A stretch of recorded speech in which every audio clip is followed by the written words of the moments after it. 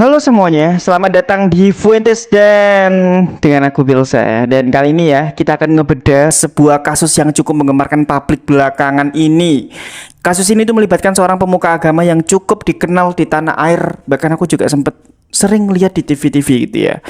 Dia itu cukup dikenal dengan inisial SAM atau Pak Sam, dan di panggung dakwah dia kerap disapa dengan nama Syekh Ahmad Al-Misri. Namun berdasarkan penelusuran dokumen hukum dan paspor aslinya, nama lengkapnya itu terdaftar sebagai Ahmad Abdel Wakil El Sayed. Waduh, ini orang itu emang sering muncul di TV-TV, kan aku sering lihat juga sih. Kasus ini tuh menjadi sorotan tajam bukan hanya karena statusnya sebagai seorang ustadz, melainkan karena dugaan pelanggaran berat yang dilakukan, yaitu tindak pidana pelecehan esek-esek sesama jenis terhadap para santrinya sendiri. Ih, gendeng banget sih. Dan menariknya, kasus ini tuh tidak terjadi di satu tempat saja, melainkan melibatkan jaringan lintas kota hingga lintas negara. Ini bakal panjang dan aku sudah merangkumnya lengkap. Jadi mari kita bedah kronologinya secara runut, mulai dari awal mula aksi ini terendus, proses mediasi yang sempat buntu sampai akhirnya kasus ini meledak di tingkat nasional dan ditangani langsung oleh Mabes Polri. Jadi siapkan kopi kalian, duduk yang manis, santai aja, mari kita bahas kasusnya.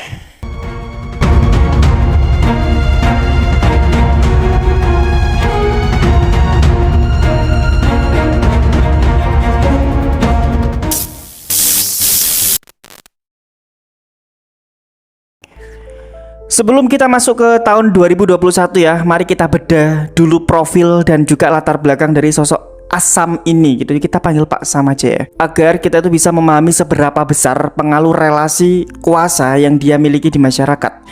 Jadi berdasarkan data dokumen hukum, paspor serta rekam jejak digital yang resmi dirilis, nama asli dia itu adalah Ahmad Abdel Wakil El Sayed.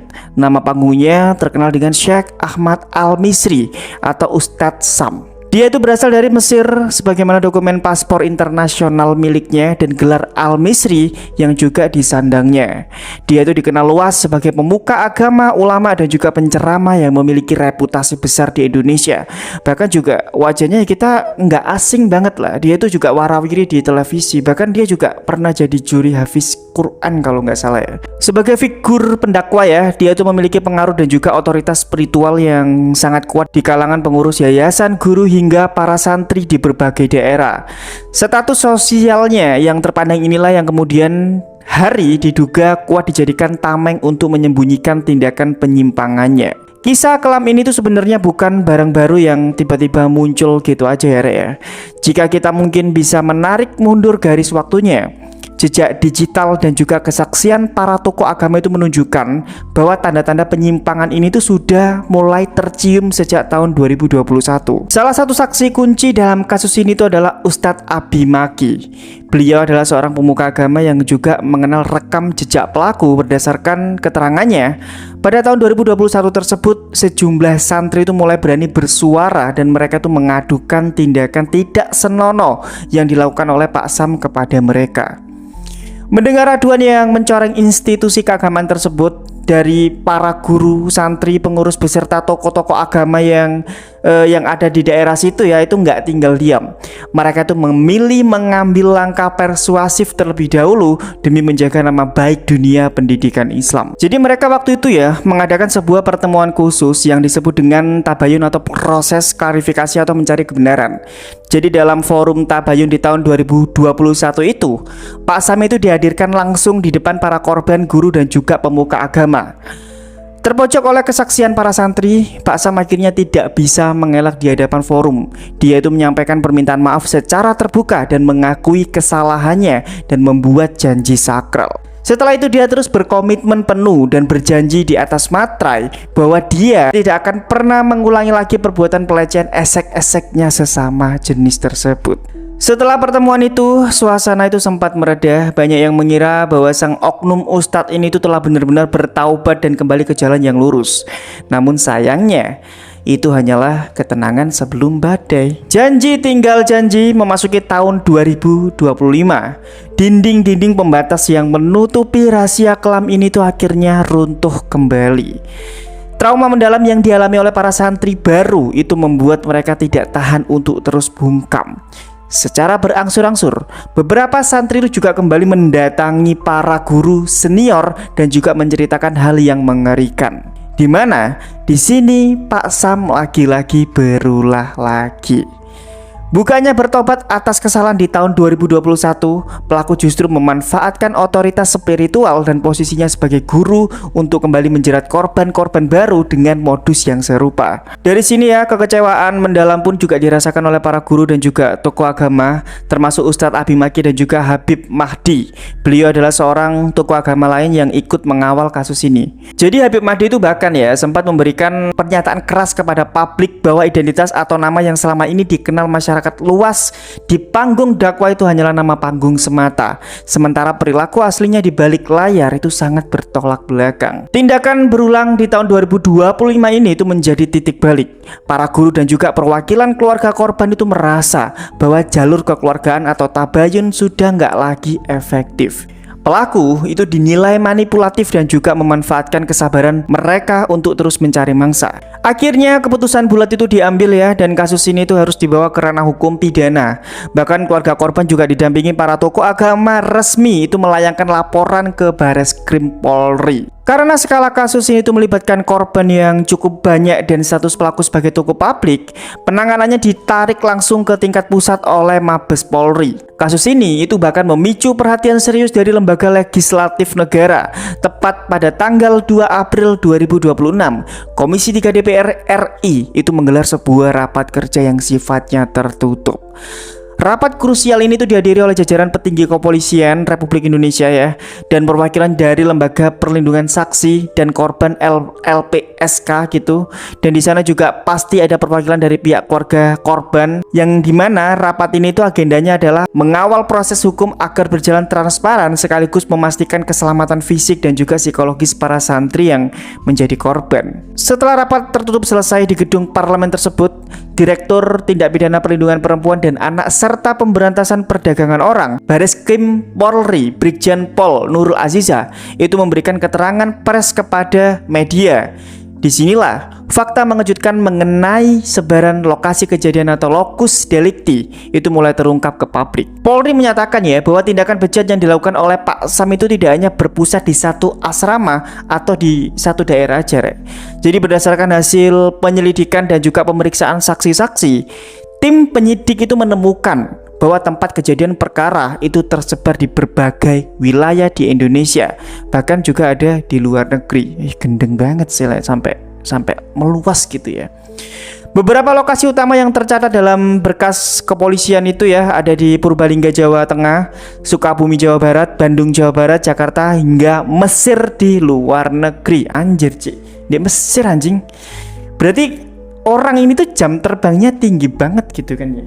Fakta mengenai adanya TKP di Mesir itu dikuatkan oleh pernyataan tokoh agama yang mendampingi kasus ini, yang menyebutkan bahwa salah satu korban yang dilecehkan itu berada di Mesir dan korban tersebut teridentifikasi masih berada di bawah umur. Hal inilah yang membuat kasus Pak Sam itu menjadi sangat serius karena memenuhi unsur pidana perlindungan anak dan juga kejahatan lintas negara. Setelah mengumpulkan minimal 2 alat bukti yang sah, mulai dari keterangan saksi korban, saksi ahli hingga petunjuk-petunjuk lainnya, Direktorat PPA atau PPO Bareskrim Polri akhirnya mengambil tindakan tegas.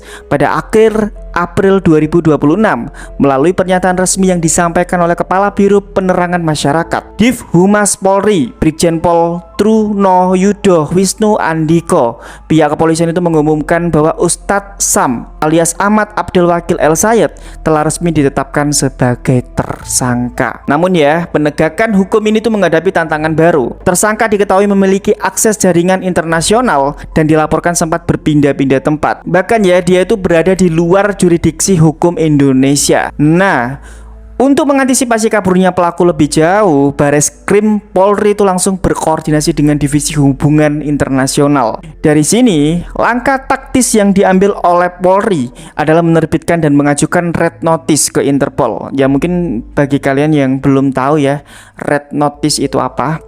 Jadi Red Notice itu adalah permintaan kepada penegak hukum di seluruh dunia untuk mencari dan menangkap seseorang secara sementara sambil menunggu proses ekstradisinya. Jadi ya intinya dengan keluarnya Red Notice ini, ruang gerak Pak Sam di luar negeri itu otomatis menjadi sangat sempit karena foto dan juga identitasnya itu masuk dalam radar perburuan polisi internasional di ya mungkin 190-an negara dengan anggota Interpolnya masing-masing gitu lah ya. Hingga saat ini, proses hukum terhadap kasus Pak Sam itu terus berjalan secara intensif. Pihak kepolisian bekerja sama dengan LPSK fokus melakukan dua hal secara paralel. Yang pertama yaitu penyidikan perkara, jadi melengkapi berkas perkara agar bisa segera dilimpahkan ke Kejaksaan Agung untuk kemudian disidangkan di pengadilan. Terus yang kedua adalah pemulihan korban, yaitu memberikan perdampingan psikologis atau trauma healing kepada para santri yang menjadi korban, ya mungkin mengingat bahwa relasi kuasa yang sangat timpang antara seorang guru besar dengan santrinya gitu. Jadi ya pemulihan mental para korban itu membutuhkan waktu yang tidak sebentar. Kasus ini tuh menjadikan pukulan telak sekaligus alarm keras bagi dunia pendidikan berbasis keagamaan di Indonesia. Ya, publik itu mendesak agar proses hukum itu ditegakkan seadil-adilnya tanpa melihat status sosial atau popularitas pelaku di media sosial. Tapi tunggu dulu, saat skrip ini dibuat, statusnya memang masih buron internasional. Tapi per Mei 2026 kemarin, ada kabar mengejutkan langsung dari pihak pelapor.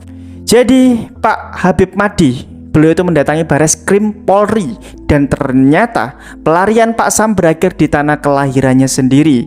Jadi pihak otoritas keamanan Mesir itu melaporkan sudah menangkap dan menahan Ahmad Abdel Wakil El Sayed. Dan saat ini pihak Polri sedang mengurus proses ekstradisi biar si pelaku bisa diseret balik ke Indonesia dan mempertanggungjawabkan perbuatannya di depan hukum. Tumpes kan. Ya, itulah kronologi rangkuman lengkap ya dan faktual mengenai kasus dugaan pelecehan esek-esek yang menjerat Pak Sam ini alias Ahmad Abdel Wakil El Sayed. Menurutku sih nggak pantas ya kalau misalkan aku nyebut dia itu ustadz atau pemuka agama gitu ya. Terlalu bagus gelar itu menurutku gitu kan. Dan semua data itu diambil langsung dari laporan resmi Korps Kepolisian dan kesaksian para tokoh yang terlibat langsung dalam penanganan kasus ini ya. Jadi ya mungkin kita kawal aja terus perkembangannya agar keadilan itu benar-benar tegak bagi para korban. Jujur aku itu nggak ngerek gitu. Awalnya kan aku nggak tahu kan, aku bingung ya ini mau bikin konten apa. Terus tiba-tiba aku scroll Instagram, terus aku ngeliat kok aku nggak asing sama wajah orang ini. Karena kan kita tahu ya bahwa orang ini tuh sering muncul di acara-acara TV yang berbau dengan ceramah atau mungkin hafiz Quran. Dia itu jadi jurinya. Dan bahkan menurutku di awal dia itu adalah seorang ya mungkin Habib atau mungkin siapa gitu. Ternyata ya dia itu palsu gitu aja sih. Tapi yang entahlah, aku nggak tahu lah gimana aku cara ngomongnya, aku takut salah juga gitu. Tapi yang pasti semoga kita doakan aja para korbannya mentalnya pelan-pelan membaik, traumanya bisa disembuhkan. Dan kita tunggu aja update selanjutnya dari tersangka ini ya, Pak Wakil El Sayed ini. Ya mungkin itu aja, tapi sekali lagi terima kasih buat kalian sudah nonton Fuentes sampai habis. Kalau misalkan kalian suka dengan konten-konten kasus seperti ini, silahkan kalian klik subscribe dan juga tekan tombol loncengnya. Ya mungkin itu aja, aku bingung mau nerusin apa lagi ya. Terima kasih dan sampai jumpa lagi di Fuentes selanjutnya. Bye-bye.